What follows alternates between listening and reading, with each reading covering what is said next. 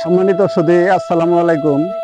আমরা আজকে আল্লাহ ভরসা সামাজিক সংগঠনের পক্ষ থেকে একজন দরিদ্র অসহায় ব্যক্তির পাশে আসছি আমরা। এটা হলো 1 নং কাংসা ইউনিয়নের বানাইপাড়া গ্রাম, নকশি বানাইপাড়া গ্রামে একজন অসহায় দরিদ্র মানুষ। আপনারা দেখতে পাচ্ছেন ওনার যে শারীরিক অবস্থা। আমরা আমাদের সংগঠন থেকে কিছু অর্থ প্রদান করব, কিছু সাহায্য করব।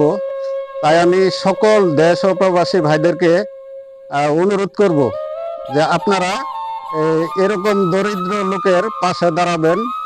এই সংগঠনের আমাদের প্রতিষ্ঠাতা পরিচালক মোহাম্মদ রফিক মিয়া, তার নাম্বার স্ক্রিনে দেওয়া থাকবে, আপনারা ওইখানেও কিছু সাহায্য করতে পারেন।